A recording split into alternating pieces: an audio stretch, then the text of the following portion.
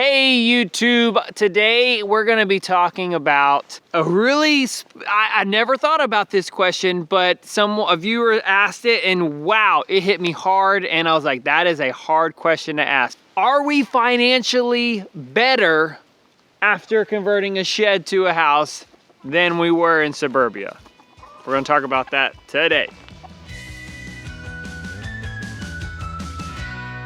Happy Saturday, all of you on YouTube and on Shed to House. I'm glad to have you. I'm gonna try to do more of a shed to house topic. Of course, during the 30 days, you're gonna be getting a whole lot of shed to house topic. But after the 30 videos in 30 days, I'm really gonna try to do a specific shed to house topic on Saturdays. I just think it's cool. Shed to house Saturday, does that sound good? I'm gonna try to have to do this quick. The sun is going down and this rain is coming, so I need to go kind of fast, but hopefully we don't get rained out and it doesn't get too dark.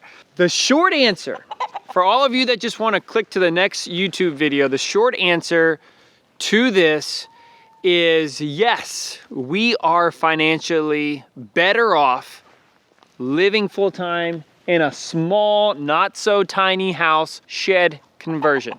Yes, 1000%, we are better off living in this than we were having our 2,000 square foot typical suburban home with a medium-sized mortgage. Honestly, it's not even that big of a mortgage, but it was still a normal size mortgage where we were paying, so much in interest and living that life in suburbia. That's the key that I want to talk about a little bit. It's going from the suburban life to the country life. It's going from the bigger suburban house in suburbia where you have all of conveniences that you can go out to eat and spend money all over the place versus this.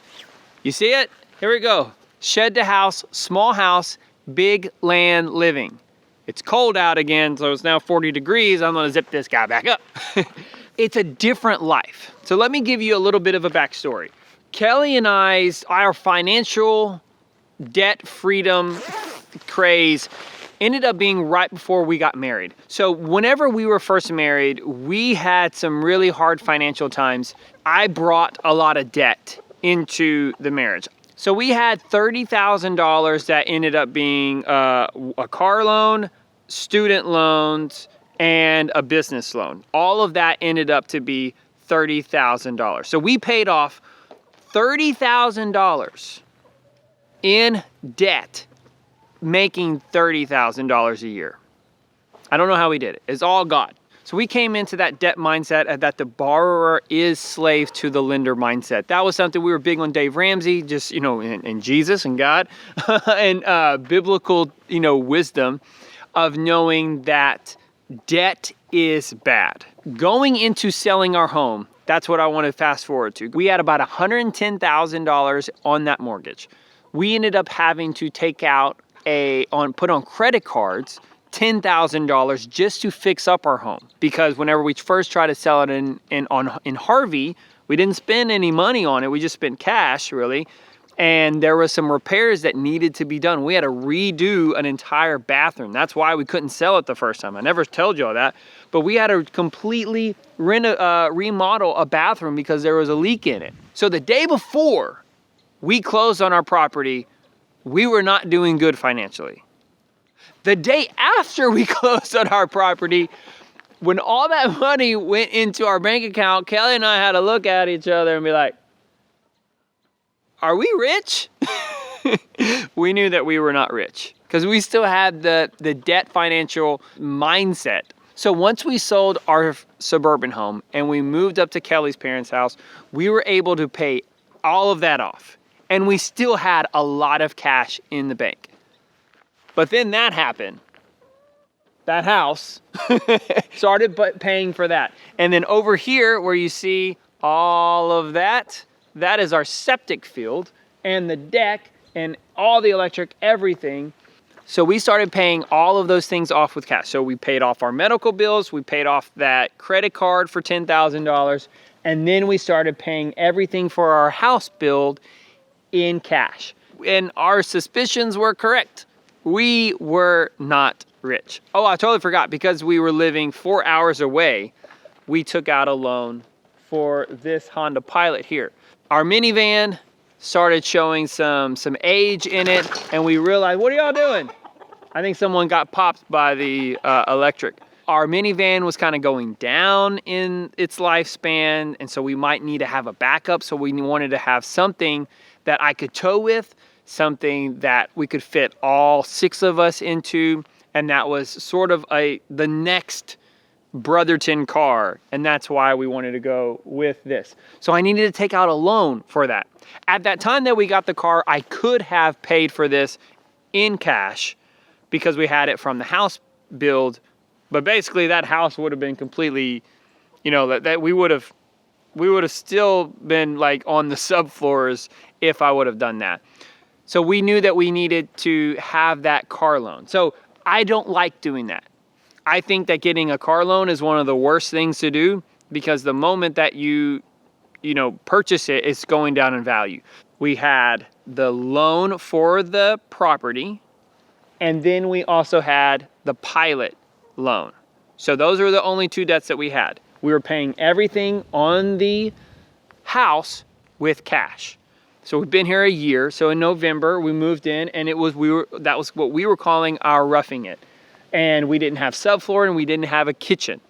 So we decided that we were gonna pay for our kitchen, most of our kitchen from IKEA, our IKEA kitchen, but we wanted to be able to get our flooring and our kitchen countertops. Cash was getting a little low, and so I wanted to have a cash buffer, and I decided to take out a 3% Lowe's credit card in order to pay off our flooring and our kitchen countertops. And I think that was a good plan, because I called that a bridge loan. It was a 3-year, 3%.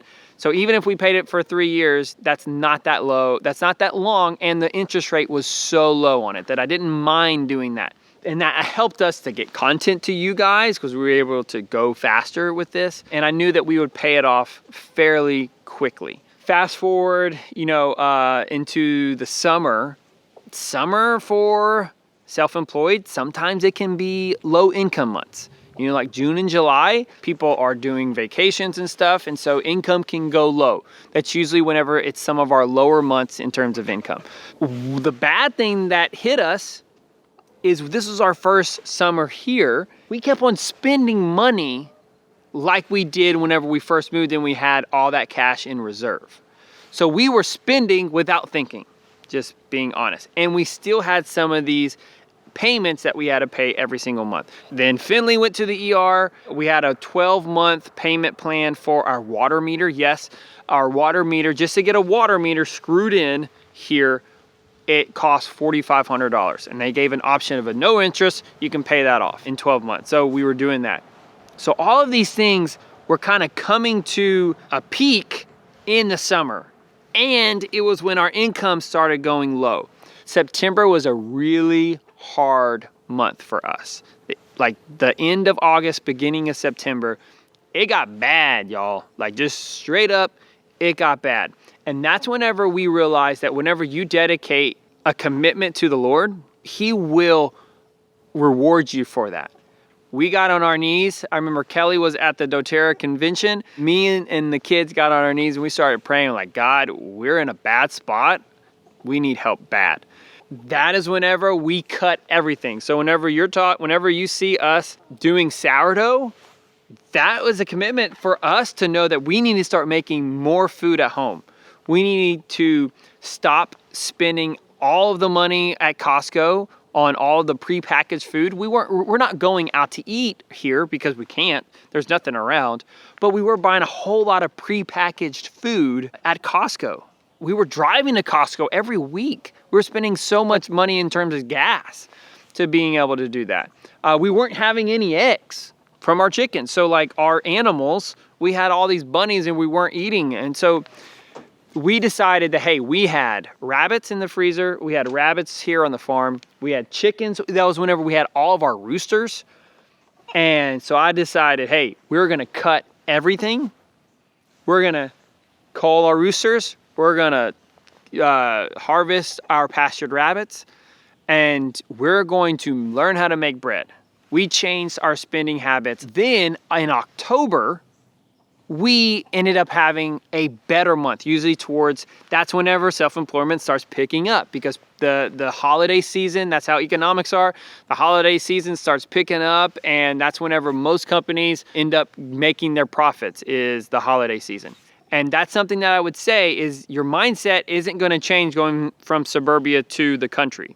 You have to change it yourself. You have to know that. So we had that spend less than we make mindset, and for 9 months we lost it. So that's the bad thing. As long as you don't do that, you'll be in really good shape. We dedicated our finances to the Lord. We dedicated our time to the Lord, and He rewarded us. He rewarded us by that Lowe's video that I made. Don't buy flooring from Lowe's before you watch this.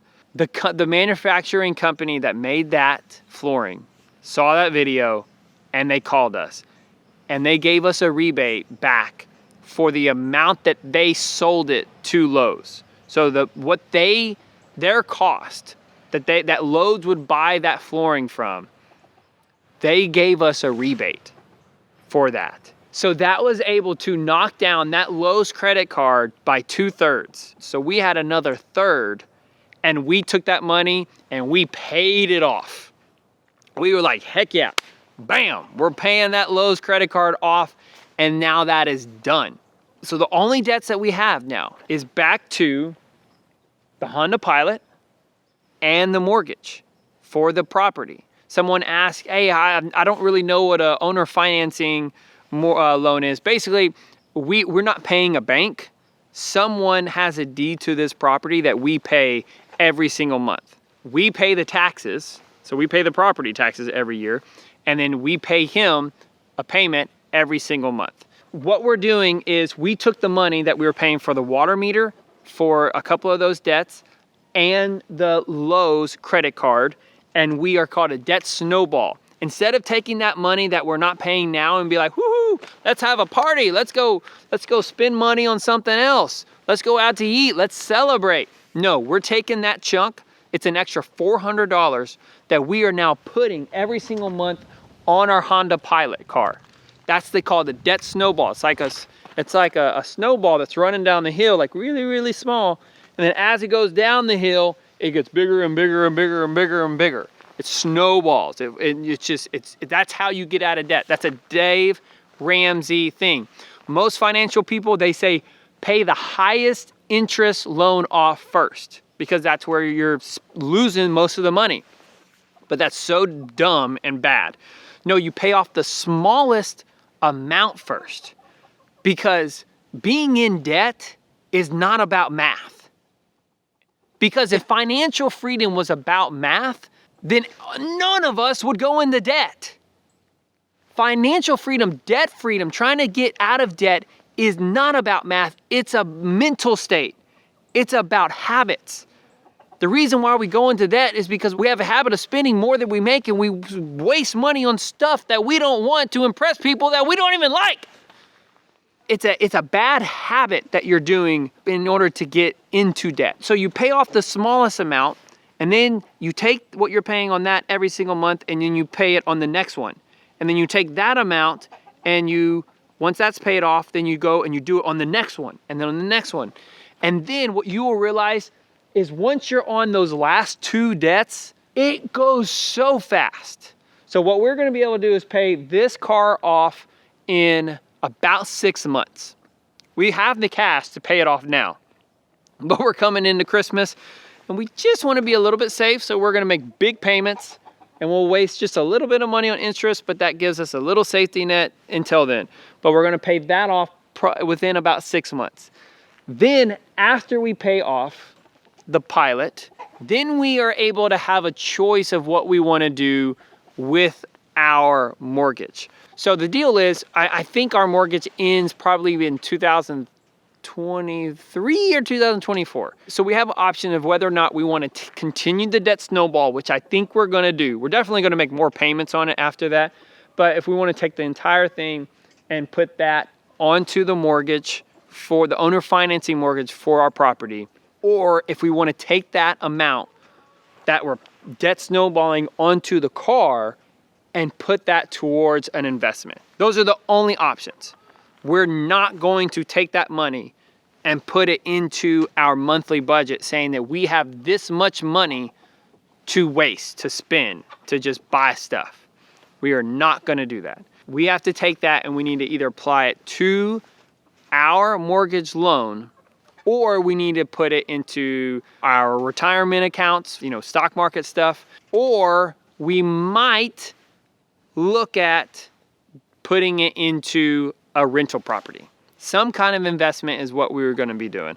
I kind of like the idea of doing a rental property, and I think Kelly does too, because we just now learned all of these skills. We have all of this equity in our heads and knowledge and experience for building this house that we could go and get, if we purchase it correctly, a small residential rental property, and then we can fix it up.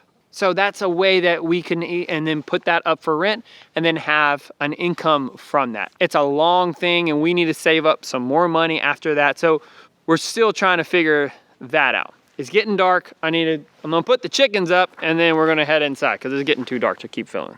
All right, that was a bummer. I really liked, it was cool lighting out there and then it just went dark really fast. So going back to the original question of, are we better off living in the shed to house versus suburbia? I asked Kelly this, and this is what she said. She goes, you have to measure into this quality of life. We're financially better, yes, but we're also, our quality of life is better. So what she said is we do not go out to eat, ever. Like we never go out to eat, hardly ever. We used to go out to eat probably, and when I say out to eat, I'm talking about Chick-fil-A.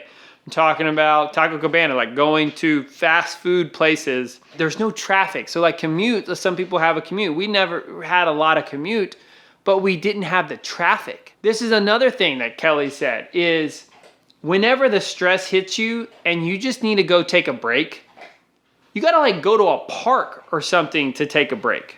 We are able to get out of our head. We go do that walk to the park thing and it's in our backyard. Actually, it's in our front yard. A lot of the times I just say, hey, I need a break. And that is me going to go check the mail because it's a 5-minute walk to the mailbox. Like that makes me happy. That is quality of life. The fact that we can just send all 4 kids, even Finley, just go play. Go outside and play. And we're able to have all of these windows and we can keep our eyes on them. You have to measure quality of life in this. Guys, I'm a dad that works from home. That is so rare in this world. So quality of life is just, is absolutely huge. So last thing I want to end with, I know that this has gone longer than I wanted to, but last thing I want to end with is a Dave Ramsey quote. It's momentum. So if this is something that you want to do, I'll try to bring this up more often. It's a Dave Ramsey thing.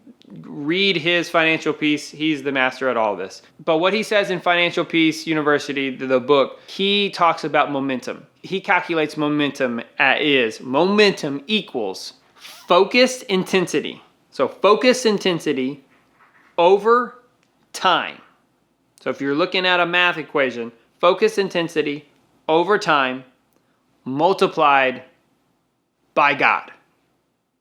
And that's what we have had since 2013, whenever God put this on my heart.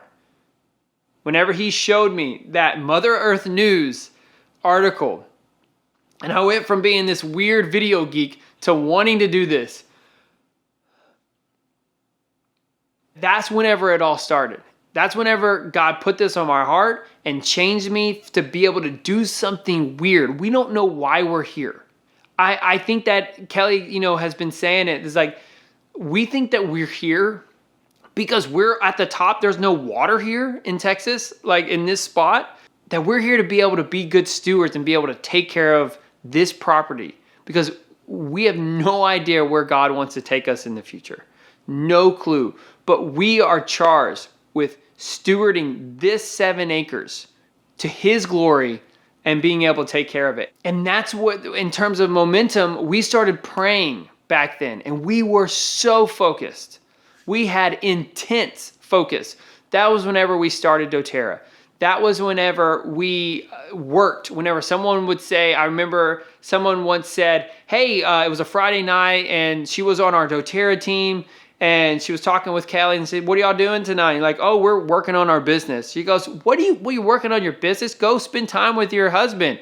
Go date. And we looked at each other, we're like, this is what we're doing. We're willing to sacrifice time now so that later we can have all the time. We're willing to live like no one else now so that later we can live like no one else. That's another Dave Ramsey quote. We're willing to sacrifice to live like no one else so that later we can live like no one else. And that's what we did in 2013 all the way until 2018 when we moved in here. Really until 2019 where our house became pretty comfortable. And then there was a weird 9 months where we kind of took that. We did focus intensity over time and then we kind of just stopped. We kind of just relaxed for 9 months whenever we moved in because we were tired, y'all. We were exhausted, we were tired, and we stopped having that focus intensity. And that we lost momentum for 9 months. And I'm gonna let you in on something. Right now, that's why you're watching 30 videos in 30 days.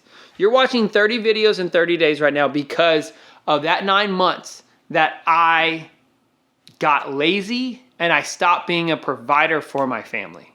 I started just being on my phone and scrolling on Instagram and judging what I'm doing with other people, what they're doing on their homesteads. I'm getting back to the focus intensity. And I gotta do this for a long time. If I dedicate that to God, we're gonna get back in momentum, and I guarantee you that that's what you're gonna do. So when someone asks, are we better off financially living in this small home than we were in suburbia? Yes, we are so much better off financially. Yes, we have some debts, but we're gonna be able to pay those off versus living in suburbia, it would have taken us a lifetime to pay it off. But even with that, there's a ton of things that we wanna do. Even with that, we wanna make this home even better. We still wanna finish it. We want the bathroom to be done. We need to get all the trim done. But we're going to be focused and intense to be able to make as much money, to be able to work on our side hustles. Our side hustle is YouTube right now, just letting you know. doTERRA pays for all of our monthly bills, and we're working that, and it's growing. The way that our month is going this month to end in November, October and November will be the best 2 months that we've ever had back to back in doTERRA. We're incredibly excited. We have an amazing team that's just been busting it and just following our lead to be able to do crazy things that doTERRA can bring, and working with YouTube. That's why we're doing 30 videos in 30 days. Focus intensity. The family's back, so I need to go take care of them. Sorry there was a lot of ranting today. I said in the beginning, someone asked, and it stirred something up in me. I didn't really know what to do. Go to the Shed to House Facebook group and ask that in the group. Hey, y'all who are living full-time in a shed to house, are you better off financially? I invite you, please. It's better together because you guys are here. Please put comments down below and let me know, are you better off? Let me know, what is it going on with you? Are you moving on to your homestead? Let me know, is homesteading better? Are you better off financially homesteading than you were in suburbia or the city? Because one thing is, we haven't even started to grow hardly any of our food. That's the big thing. That's the mamma jamma. That yes, we're living in a small house, but I'm excited to be able to grow our own food and lower our monthly grocery bill. That's the next thing. I want some pigs, y'all. Lots of stuff. I'm pumped. I haven't even had coffee in the last 7 hours. I need to drink something, man.